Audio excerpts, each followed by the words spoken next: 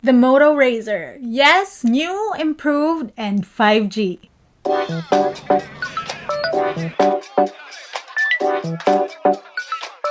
Good afternoon, you beautiful people. Welcome to LAZADA's Tech, where we do tech in your real life in style. So, we're looking at the Motorola Razr 5G in this video, and let me tell you why I'm so excited. I mean, aside from the fact that this phone folds the right way, meaning smaller, and now this fits my tiny hands and my tiny purses and my tiny pockets, once upon a time, I really wanted a MOTO Razr bad. Remember those? There were also pink ones. And I never got it. And so when Motorola announced that they were rebooting the iconic phone last year, I was so excited. I wanted to check it out really bad. They had a big phone launch in LA where I was at the time, and the launch was actually a really big party, and I like those. Though a bunch of tech YouTubers will disagree because apparently parties and party lights don't really make for good tech video footage. And I did that hands-on video in the world's worst hands-on area. Don't you love the lighting and the lack of any kind of ability to speak in here? Absolutely. I couldn't even hear you. I'm just agreeing. Anyway, it doesn't matter because guess what? I wasn't invited. So basically, second time around, I was spoiled again. I didn't get my hands on a MOTO Razr. But finally, I have this in my hands. Actually, I have two, one in each hand. This is the gold version and the black version, pre-production units, but still. Here we go. Past Isa feels avenged, especially because even this new MOTO Razr 5G has this really cute retro Razr mode which shows you how the original MOTO Razr looked. So yes, you're watching my Motorola Razr 5G hands-on. We're gonna check out what's new with it and also a quick camera tour. Let's go! So here we have the MOTO Razr 5G. This phone does have a little weight to it considering it's a tiny thing. Sits perfectly well in my hands though, and that button on the back, that's actually the fingerprint scanner. I know, it's so cool, right? I didn't even realize it was a fingerprint scanner until I read about it. And it's a relatively quick fingerprint scanner too. See that? Honestly folded, that is such a convenient placement. And you can actually scroll down to view notifications. Pretty cool. Now on the right side, you have volume buttons. You have that MOTO Razr chin at the bottom. And even more at the bottom, you have a SIM tray, you have the USB-C port, speakers, and on the right, there is an unlock button. The frame that goes around the phone actually feels very solid, and that back is pretty glossy. Well, for the black version. For the gold version, it's actually a little matte, and I mean, I'm pretty sure you guys know which one I'd opt for. This one! Right, so this teeny tiny screen is nice and bright and it's very responsive.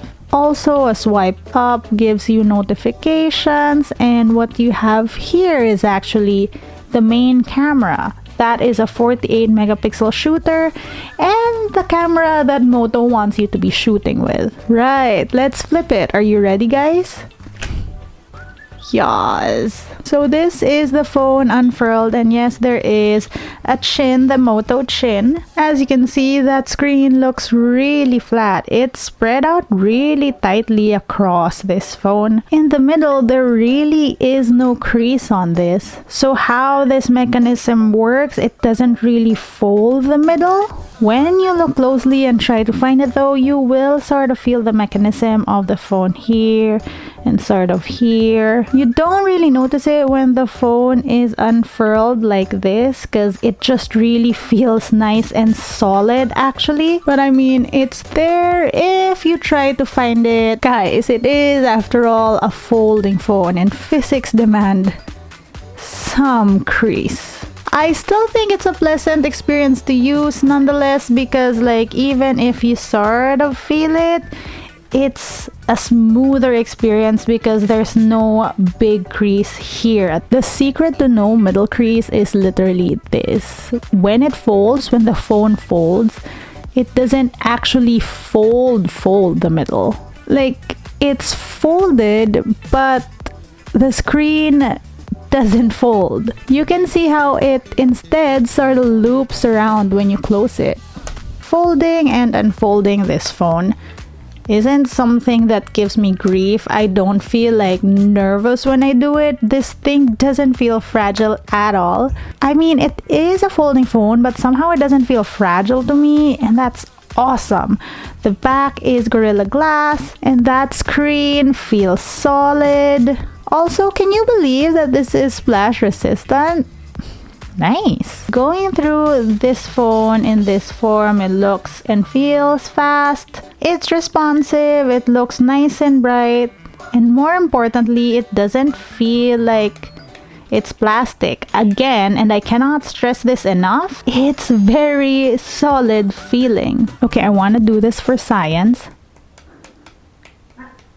You hear that? Yeah, it's solid. It feels solid. Anyway, up here you have the selfie camera, and that is for when you want to actually do calls with the phone open. This is honestly really cool, and it's giving me the 90s vibes, but you know what time it is? It's time for a montage.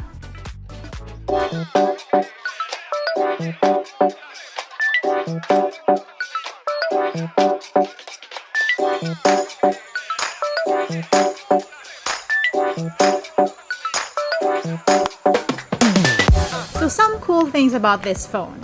The flip's still there. This is me flipping out in 2020.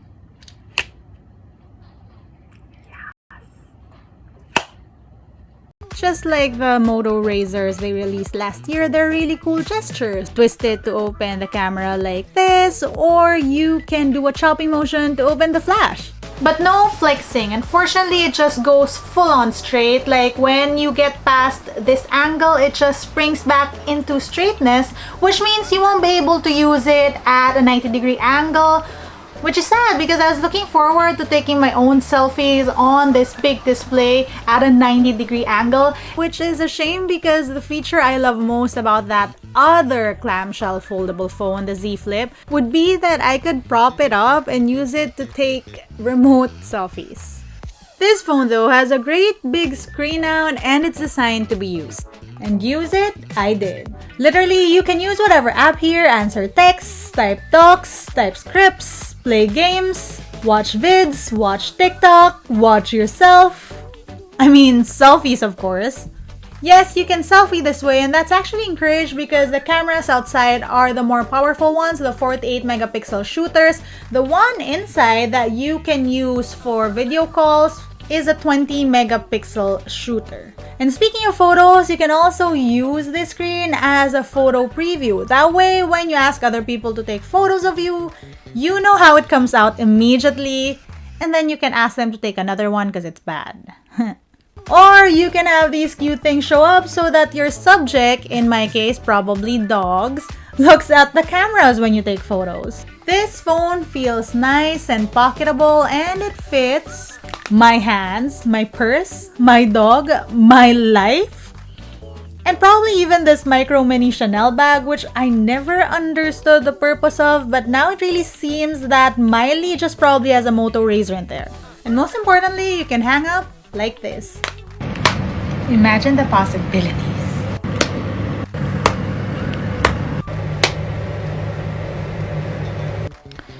Here we go guys, time for the camera tour. And did you see that? That was how quick the fingerprint scanner was for this phone. Yes, it is in the back here. Let's do this. As you can see, the screen does feel like, well, fast and responsive. Hiya! So we are under photos. There is a 1x. And there, ooh, it says switch to portrait. So there's AI recognizing that I am a person with full rights. And well, it gives you the suggestion that you can switch to portrait mode, which gives you that bokeh. But let's go to photo first. 1x and then, ooh, how do I do this? Oh, there. It can zoom in until 8x. That is my earring. Can it do wide? No, it's only those two. And then here you have the Google Lens settings. You have timer, 3, 10, or no timer. And then you have flash settings, which I am gonna turn off. Under settings, it shows you all the different things. Here you have the instant review option, which we already saw earlier in the video. This is the camera cartoon option. And then you have a photo size of, well, all these things. And you can shoot in 12 megapixel photos for the 48 megapixel camera or 8 megapixel photos. You also have video and slow-mo settings here. Let's just look at that because we want to get it out of the way. You can do 4K can't even speak anymore. 4K UHD at most. And then under slow-mo, you can do 120 FPS and 240 FPS. Wait, that is the main camera, meaning this one out here.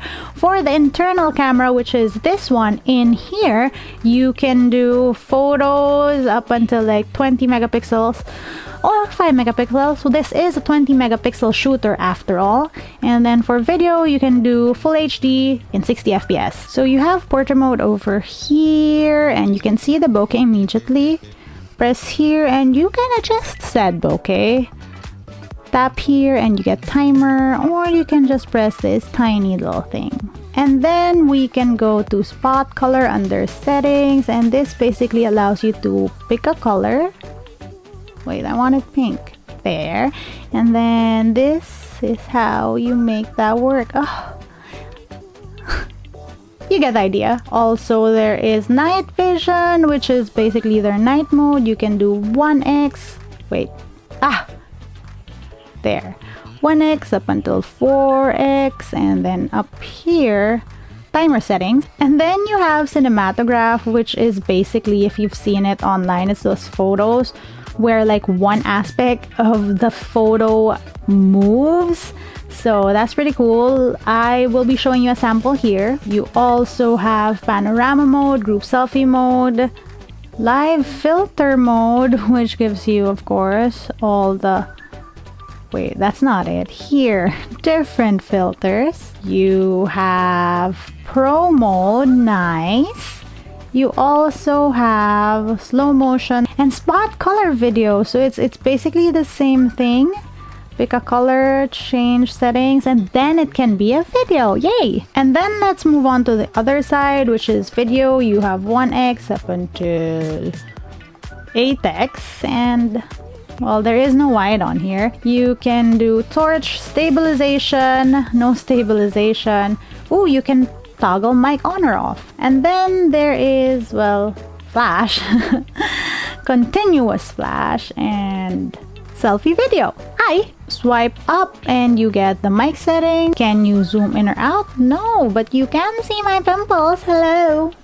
You have photos, selfie photos. Now this camera is good for when you actually want to go on video calls but use a big screen. You can...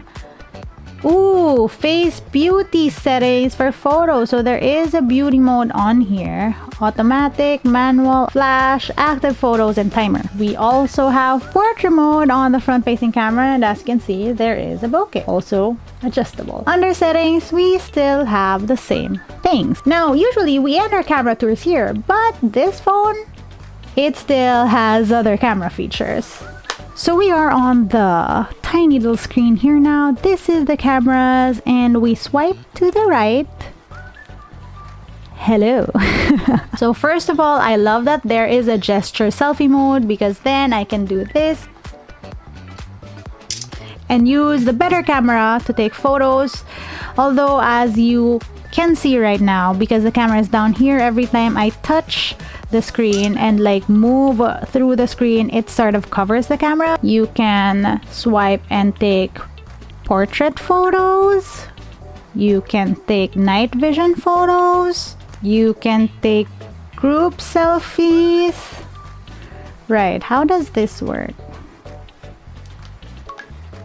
Oh, there. So it's the group selfie where you move the camera so you get like a wider shot. You can also do live filters.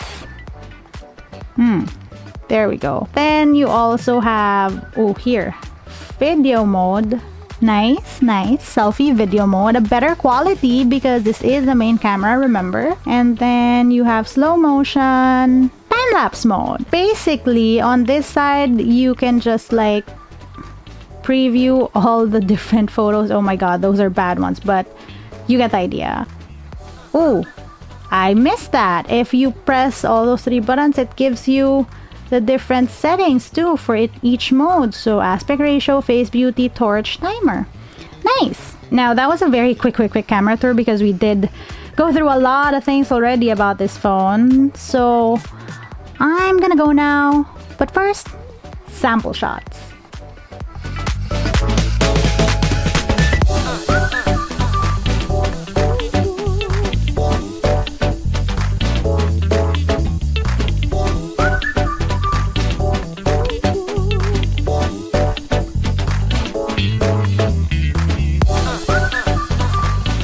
And that was my first look at the Motorola Razr 5G. Interesting to note that even if there are like only 2 phones of this kind in the market right now, they're designed to be used very differently. MOTo actually wants you to use that tiny screen up front more. Back when they launched the MOTO Razr last year, when I wasn't invited, MOTo explained that they wanted a device that championed a different type of use, one that utilizes the front screen. And utilize they did. Now you can do almost anything on it. As to how effective this all is in real life, we'll have to wait and see until I get a retail unit and test it out. For sure though, this Motorola Razr 5G is a big improvement from last year's Motorola Razr. And now, the clamshell category is getting very exciting. That's it for today's video. Let me know what you think about this phone. I'll be putting what I know on price and availability down in the comment section below. If you want to see how I use my tech on a daily basis, find me online. That's at isadoes_. Until next time.